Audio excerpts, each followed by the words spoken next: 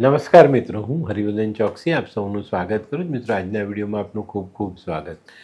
મિત્રો, ફાગણ આવે ને હોળી આવે એટલે આપણે રંગોનો તહેવાર દેખાય, પણ સાથે સાથે આપણા જીવનના તમામ દુઃખોમાંથી નીકળવાનો રસ્તો પણ આ તહેવાર આપણા માટે લઈને આવે છે. પણ આપણને ખબર જ નથી કે આપણે શું કરવું.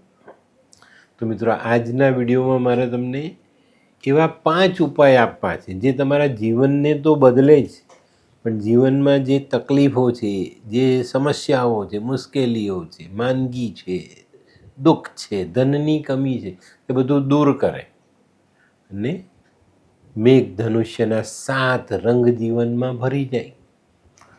તો આપણે એને સમજશું, એને વિચારીશું અને સમય અનુસાર એનો અમલ કરીશું, આ ઉપાય કરીશું. આની તૈયારી કરીને ચાલજો, કારણ કે સમયસર આ ઉપાય આપણે કરવાના છે. તો મિત્રો, આજે હું તમને એવા 5 ઉપાય આપું છું જેનાથી તમને ઘણી મોટી રાહત મળે અને જીવન બદલાય. આપણા મનુષ્ય જીવનનો એક સામાન્ય પ્રોબ્લેમ છે ઘરનો કંકાસ. મારા ઘરમાં કાયમ કંઈક ને કંઈક કંકાસ ચાલતો હોય, કોઈની સાથે મન મોટાવ થાય, કોઈની સાથે જીભાજવડી થાય, કોઈની સાથે ગેરસમજ થાય. તો આવા ઘરોમાં આ સમસ્યાઓ છે, તો એ લોકોએ ઉપાય કયો કરવો જોઈએ? એક નારિયેળ લઈ લો છોડાવવાનું, 7 લવિંગ, 7 મરી અને 7 તજના ટુકડા. આ વસ્તુ એક કાળા વસ્ત્રમાં બાંધી તમારા ઘરમાંથી 7 વાર ઉતારો. દક્ષિણની બાજુથી શરૂ કરી અને ઉત્તરમાં દરવાજાના છેડે આવીને આ પ્રદક્ષિણા પૂરી કરો. તમારો દરવાજો જે દિશામાં હોય તે દરવાજાના ડાબા છેડાથી શરૂ કરીને આવીને જમણા છેડે પૂરો કરો. આવી રીતે 7 પ્રદક્ષિણા તમારા ઘરની કરો અને સાંજે જ્યારે હોળી પ્રગટે ત્યારે આ નારિયેળ, આ બધી સામગ્રી એ કપડામાં બાંધેલી છે એને હોળીની પ્રદક્ષિણા કરીને હોળીમાં પધરાવી દો. આટલો નાનકડો ઉપાય તમારા જીવનમાંથી કંકાસને દૂર કરશે, ગેરસમજ, મન મોટાવ, આ બધી વસ્તુઓ દૂર થશે. હવે બીજો ઉપાય, ભાઈ ઘણા બધા ઘરો છે એમાં સુખ સમૃદ્ધિ બધું જ છે, પણ પતિ પત્ની વચ્ચેનો મન મોટાવ પૂરો જ નથી થતો. એ કાયમ ક્યાંક ને ક્યાંક આ સંબંધ તણાવમાં રહેતો હોય તો થોડુંક કપૂર અને એક ખોબો સફેદ ધાણી, જુવારની સફેદ ધાણી. જુવાર શુક્રનું ધાન છે, કપૂર શુક્ર છે અને પતિ પત્નીનો સંબંધ પણ શુક્ર છે. તો આ વસ્તુઓ લઈ તમારા માથા પરથી 7 વાર ઓવારી અને હોળી પ્રગટે ત્યારે આ વસ્તુ હોળીની પ્રદક્ષિણા કરીને પછી પધરાવજો. ભલે એક કરજો પ્રદક્ષિણા, પણ કરજો અને પછી આ પધરાવી દો. હોળી પછી જુઓ તમારા સંબંધોમાં ધીરે ધીરે મીઠાશ કેવી ઉમેરાતી જાય છે. હવે ત્રીજો ઉપાય મહત્વનો છે. દરેક ઘરમાં ધનની કમી છે. બધાને એવું લાગે કે મારી પાસે પૈસા ઓછા છે. ઘણાને તો ઓછા છે, પણ ઘણાને અસંતોષથી પણ ઓછા લાગે છે ને. જેને જે હોય તે, તમને ધનની કમી લાગે છે, તમને એમ લાગે કે મારા જીવનમાં ધનની કમી છે, તો આ ઉપાય ચોક્કસ કરજો. આવા લોકોએ હોળી એટલે પૂનમનો દિવસ હોય, પૂર્ણચંદ્ર હશે, એ દિવસે દૂધનું દાન કરવું જોઈએ અને એક તાંબાની લોટીમાં કાચું દૂધ ભરી હોળીની 7 પ્રદક્ષિણા ફરી અને આ લોટીમાંનું દૂધ હોળી માતાને અર્પણ કરી દેજો.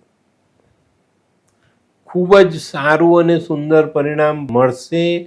ઘરમાંથી ધનની જે કમી છે તે દૂર થશે અને સાત્વિક લક્ષ્મી આપણે ત્યાં વાસ કરતી થઈ જાય. ચોથો ઉપાય ઘણા બધા માટે જરૂરી બનશે.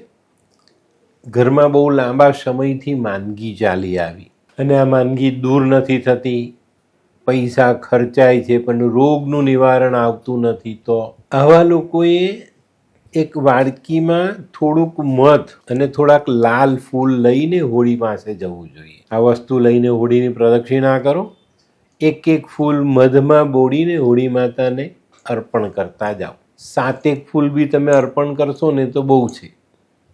પણ આ ઉપાય તમારા જીવનમાંથી માંદગીને દૂર કરે. જેને માંદગી છે તે આ કરે. માની લો કે ભાઈ એ વ્યક્તિ પથારીવશ છે, નથી ઊભો થઈ શકતો, નથી હોળી સુધી જઈ શકતો, તો એની સાથે જેની લોહીની સગાઈ છે એવો વ્યક્તિ આ બધી વસ્તુ એમના માથા પરથી ઓવારીને હોળી પાસે આવે અને એ વ્યક્તિ આ ઉપાય કરી લે તો કેન્સર જેવી બીમારીમાંથી પણ એને રાહત મળે. તો બહુ ચોક્કસ ધ્યાન આપવાનું છે ને એની પર અમલ કરવાનો છે. પાંચમો ઉપાય દરેક વ્યક્તિ માટે જરૂરી. દરેકને કામ ધંધો જોઈએ છે, કામ ધંધો સારો ચાલવો જોઈએ, એની પર આપણે જીવનને નભાવીએ છીએ તો એમાં બરકત હોવી જોઈએ. તો આવા લોકોએ આપણા ગુજરાતમાં છે આ વખતે હોળીના 2 પાર્ટ છે, 2 તારીખ અને 3 તારીખ. પશ્ચિમ ભારતનો જે ભાગ છે આખો ઉપરથી નીચે સુધીનો, એમાં 2 તારીખે અને પૂર્વ ભારતનો જે ભાગ છે એમાં 3 તારીખે હોળી મનાવાશે, હોળી પ્રગટશે. તો આપણે ગુજરાતમાં રહીએ છીએ તો પશ્ચિમ ભારતના લોકોએ તારીખ 2/3/2026ના દિવસે બપોર પછી મગની દાળનો શીરો બનાવવાનો અને આ શીરો જ્યારે હોળીનું પ્રાગટ્ય થાય ત્યારે એક સ્વચ્છ વાસણમાં ભરીને લઈ જાઓ, માની સામે આ ભોગ મૂકો, હોળીની પ્રદક્ષિણા કરો. હોળીની તમારી લૌકિક પૂજા હોય, તમારો જે સમાજ, તમારું ઘર, કુટુંબ જેમાં હોળીમાં માનતું હોય ને જે પ્રક્રિયાઓ કરતું હોય એ કરો અને આ શીરાનો પ્રસાદ નાની નાની કન્યાઓને વહેંચી દો. હોળીના 5 દિવસ પછી જોજો તમારા ધંધામાં કેટલી બરકત આવવાની શરૂઆત થઈ. તો મિત્રો, જીવન બદલવું એ કંઈ બહુ મોટી વાત નથી, પણ તમારી સમજણ ચોક્કસ જોઈશે, સમયસર ઉપાય થવો જોઈએ, તમારો વિશ્વાસ એ ઉપાય પર ટકેલો હોવો જોઈએ. તમે ઉપાય તો કરો છો પણ પછી એની પર શંકા કરો છો કે થશે કે નહીં થશે, થશે કે નહીં થશે. એવું નહીં હોય, થાય જ. કારણ કે તમે દેવી દેવતાઓ પર ટ્રસ્ટ કરો છો. તો આનું જે જ્ઞાન છે એ તમને આવા વિડીયોથી મળે છે ને એને તમારે જીવનમાં જોડી અને પોતાના જીવનને સમૃદ્ધ બનાવવાનું છે. આ 5 ઉપાય છે ને, હું તો તમને એમ કહીશ કે આ 5 ઉપાય જો તમે હોળીમાં કરી લો છો ને તો તમારા જીવનમાં એક અલગ પ્રકારની રોનક આવી જાય. તો મિત્રો, આ વિડીયો તમારા સુધી રહેવા નહીં દેતા, શેર જરૂર કરજો.